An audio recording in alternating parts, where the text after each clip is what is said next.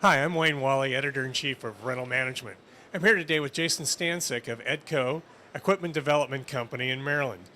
Jason, thanks for joining us. And I think one of the things we want to talk about, since Edco makes surface preparation equipment and a variety of other things related to concrete construction, silica dust regulations. Yes. How have those impacted your business and your product development?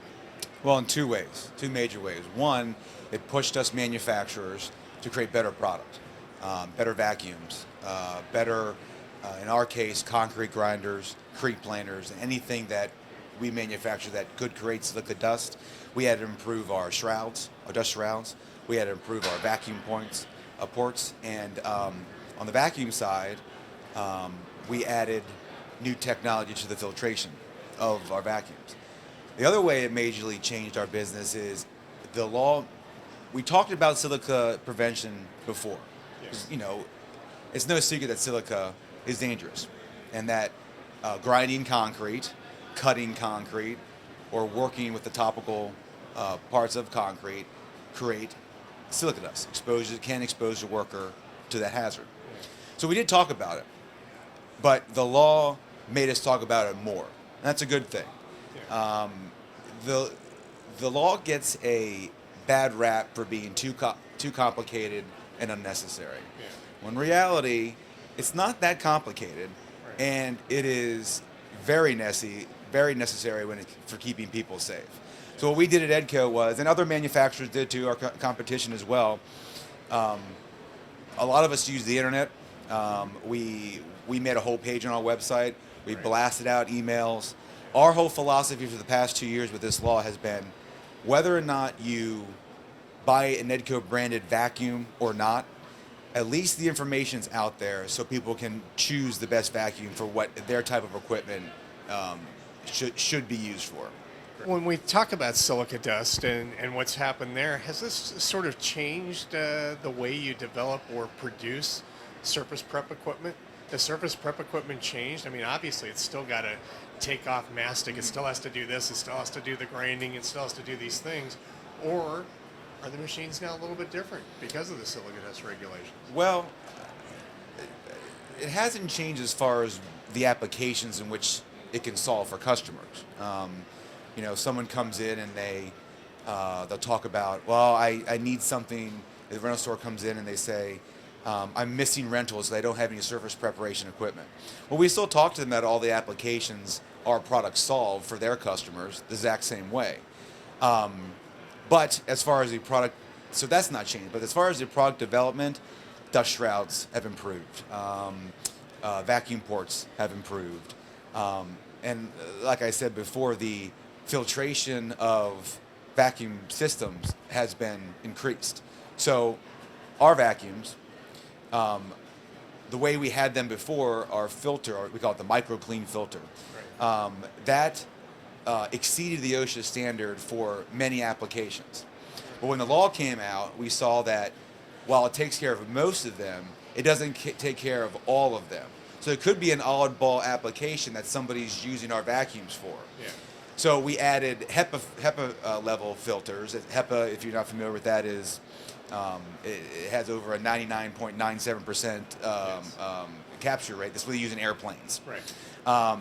So we added HEPA filters to our microclean system, and now it takes care of all the applications. It exceeds the OSHA regulations for everything you should be using the vacuum for. Now, if you take our vacuum and use it for something ridiculous that it's not supposed to be used for, I can't say it captures the silica law completely.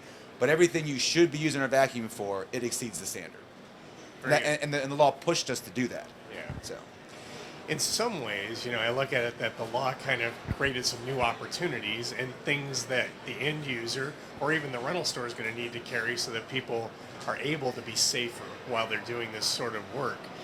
But the silica dust rules don't really target the rental companies as to what they have to No. do. It really targets the end user, but it creates an opportunity for rental stores to provide the solution for the end users. Yes. Is that the way you look at it? Yes, for the most part. Here's what happened. The OSHA law really concerns the end user and manufacturers like us. It is the manufacturer's job to provide and create equipment that keeps workers safe from silica dust. It is the workers, the end users' responsibility to take our equipment and use it properly. To, in our case, a concrete grinder, a creek planer, a creek crusher, whatever they buy from us. You know, we've said what Edco vacuum or what type of filtration, if they use another brand of vacuum, they need to have to exceed the OSHA law. So they take our stuff, they take whatever vacuum they have, they pair it together, use it the right way. That is their responsibility, the end user's responsibility. And the end user also is supposed to have paperwork documenting their job. OSHA provides that. So, in a way, rental has kind of been stuck in the middle of those two entities. Manufacturer, end user, rental in the middle. So they're buying it from us, they're selling it or renting it to the end user. Well, so I kind of feel bad about it for rental stores sometimes. So yes, I guess the answer to your question is yes, it does create opportunity for rental because you as a rental store owner should be pushing your customer to rent a vacuum. I believe it was written about in rental management where it's a very you were recommending that rental stores should rewrite their rental contracts when it comes to anything that creates silica. Yeah. They check a box that said if that the end user denies a rental of vacuum, that you have that paperwork. Yes. I think that's a very smart thing for rental companies to do. Yeah. So yes, while it does create opportunity for them, it also gives, I don't want to say it's a burden to rental stores, but it's just something more to think about. They got to think about the best vacuum for their silica creating equipment. Yep. And they got to think about when someone comes in there to say, okay, what's your application? What are you renting from me? You should also rent this vacuum. Check off this box if you're not going to in your rental contracts. And one last thing about that is there is paperwork for end users that OSHA requires in case an OSHA inspector comes to your job site. It's a very simple form. It's actually available on OSHA's website. We on our website at Edco Inc., we put it out there for our rental customers. So if you go to our website and you're not 100% sure about the law, it's on there. And also you can download that form that then you can give to your end user customer and say, hey man, you know, if an OSHA inspector comes to your thing, put your name here, what you're doing, and who's responsible. You show it to them, you post it at the door, they should be good to go. Now, are there any other new technologies down the pipe to solve this silica dust thing? I mean, vacuums are one thing, filters are another thing.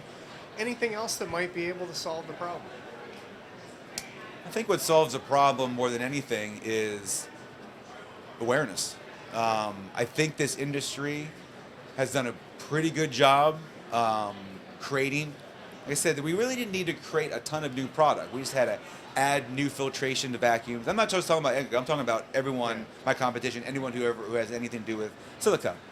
We added filtration to vacuums. We improved our products to, capture it and then have it be sucked into the vacuum. I can speak from our experience and some others that we really did try to educate our customers as much as we could. So as far as new technology or what can solve this more, I don't think you ever solve it because there's always concrete to grind. But you keep people safe by awareness and educate them on what exactly they need to do. Because I said this before, I'll say it again.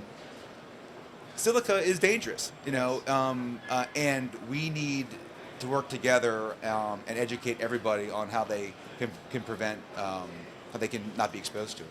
Are you looking at virtual reality to use for training? Are you looking at augmented reality to help with training mechanics on how to fix the equipment? Are those sorts of technologies going to have an impact, or are you already using them? Well, they will have an impact, and we're already kind of using it. We have prided ourselves, Edco, this is our 61st consecutive show. For the 60 plus years we've been in business, it's been training. Train, and then we get sales from that. If you look at our guys' business cards, it doesn't say sales on it. It says trainer. Okay. So we've always been big on training. 13, 14 years ago, it was my job at Edco to knock down a wall, buy editing equipment, buy cameras, buy lights, buy everything, and start making training videos. There was this new thing called YouTube that we didn't know was going to work out, if you can believe that or not. But so let's make a goal to make a training video and a DVD, if I remember what those things are, right? For every piece of equipment that we have, every model. It took us a long time, but we got through it. We did it, right? And we got there, and we said, and we saw how well people responded to it. Since then, I don't want to pat ourselves on the back, but we really have led in online training. We did that. We created edcoed.com, which, by the way, has a great OSHA silica dust track. Yes. And whether you buy our product or not, you should go to that track and go through it. It'll tell you everything you need to know about the OSHA standard, Yes. and it'll give you the information to buy the right brand of vacuum for your products, Wow. whether it's Edco or Very not. good. But yes, so we've done all that. I think we've led there. We did EdcoEd, and now we're experimenting again. And in our booth this week, we have our first grand experiment with augmented reality. We set up augmented reality targets, basically poster paper on our risers next to our machines. We have iPads, and we created an app that you can scan over the target, and a Edco machine appears to you through your iPad. You can stand behind it, get your picture taken with it, but if you look at it in real life with your own eyes, there's just a piece of paper. If you look at it through the iPad, you have an Edco heavy-duty grinder, you have a 20-inch self-propelled saw, and you have a 20-inch brick and block saw. And we did that for this just because we don't bring everything to the show, but people ask about everything. Yeah. So we brought those three machines in augmented reality, and then we have touchscreen kiosks that has the rest of our product line on it as well. So I don't know exactly where we're going with augmented reality, but it's really cool, and we think we have a use for it. And it's been so popular this week that I think we're going to tinker around with it in 2019, see where we go with it. Okay. Now, how are your machines safer than they might have been 5 years ago? I mean, we've been talking all about silica dust, but still, when you get down to a surface grinder, I think it can be kind of dangerous if you don't know what you're doing. Yeah. So is it simply training, or has there been other developments as to how the machines are made that make them safer today than they were? Our stuff's always evolving in little ways. It might not even be noticeable to a customer using it of how it's evolved. But I mean, if you 60 years ago, the first ever concrete grinder that my grandfather and his partner created, it didn't have a dust shroud. It had an on-off switch, and when you turn it on, it would kick you around. So over these decades, it's evolved to preventing dust exposure, turning on easier, being able to be controlled easier.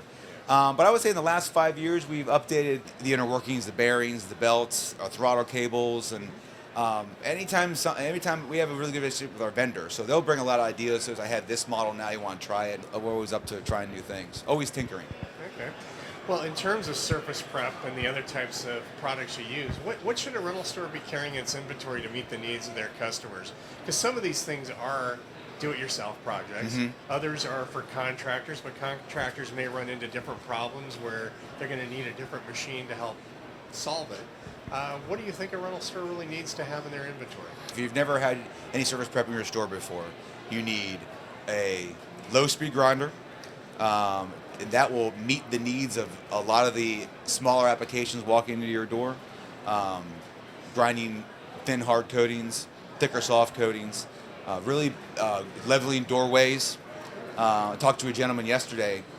He says, I've had a rental store for 15 years. And I have surface prep applications walking in my door every day, and I'm losing money because I don't have anything. What do I do, right? And I said, and we qualified his needs, and we gave him our least expensive grinder. I said, sir, I can sell you all this stuff, but you just need this. And this is successful for you in 2 years. Come back to us and buy this next model up, or buy this more aggressive other machine. But if for surface prep, if you've never done it before, you need a 1 or 2 head grinder, and you need a vacuum system that pairs with it. You get those two things, you're you're good to go to start making money on surface prep. Now, how does the rental industry figure into your sales strategy? Is it your major customer, one of several markets you're involved in, or what? We are involved in several markets, but this is our major customer, this industry. Independent rental has been the backbone of our company's success for 60 years. And we owe a lot to it. My granddad said one of the best days of his life was when he got inducted into the Hall of Fame in 2006. So it was pretty cool going to the luncheon this week and seeing two new people be inducted. One of them is a friend of my grandfather's. And so yes, so rental is a major part of what we do. We do have some contractor sales and other industries, but it is what we do, and which is why, to make it better for everyone, I mentioned before, we went to distribution this year. So we partnered with Mid-States Distribution Company, who's also known as Construction Product Sales, Big 8 Supply and Tool, which is also known as Trinity Equipment Solutions, and MTA Distributors. Between those three companies, we now have 4 customer service departments helping everybody, and we have product all over the country now, just not in Frederick, Maryland, where we manufacture everything. So it's been a big deal for us this year, and we really thought that the best way to help rental be more successful with Edco is go to distribution and have more help. So. Very good. Now, the other thing you're doing, you just talked about your grandfather being inducted in the Rental Hall of Fame, but you're now going to become the associate member director for ARA. Well, what prompted your decision to volunteer and become involved in the association? They made me. No, I'm just kidding. No, I got a call. Well, I've served on committees before. Yes. I served on Shared Interest Group. Yes. And I chaired the Exhibitor Advisory Committee, which is a committee of exhibitors at the show, and our job and that committee is to basically be the voice of the exhibitors here and to help ARA improve the show every year.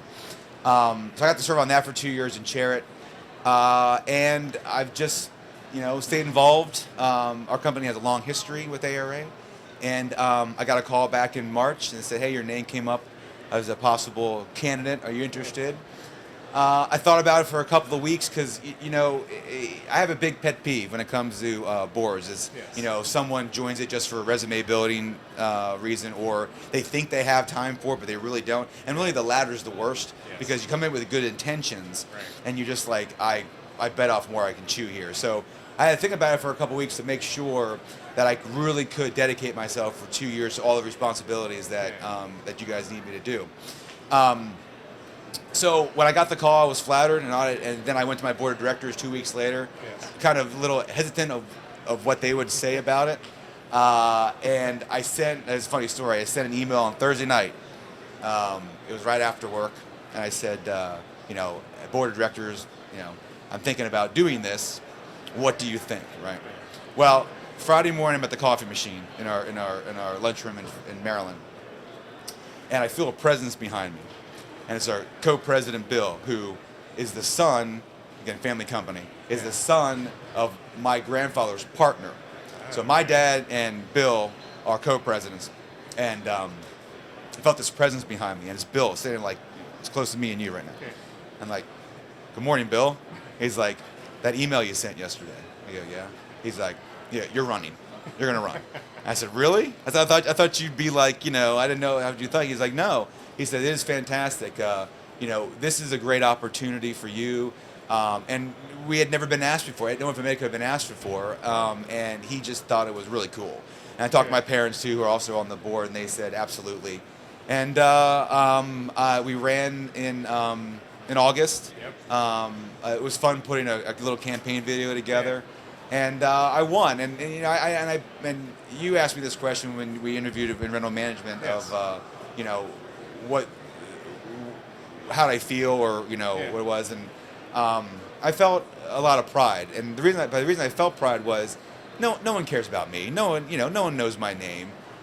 They see my picture in the magazine or on the stuff you guys did, but no one cares about me. It's the people voted on the Edco brand, our logo. It means something. It means something in this industry. We spent decades trying to build that up. So when I got the news that I had won, you know, the first thought in my mind was, I feel really good about our brand. That's what people were voting for. Yes. Very good. Well, we've been speaking with Jason Stanzik of Edco Equipment Development Company in Maryland. Jason, we appreciate your time, and thank you also for watching, and we'll catch you on the next one. Thanks so much, Jason. Thank you, Wayne. And you guys are doing a good job of rental management. And one more thing, too. Women in Rental Breakfast was fantastic this morning. Yes. Everyone needs to be getting involved in women rental. It's going to be a big thing these next couple of years, and it's all supported. Very good. Thanks, Jason. Thanks, Wayne.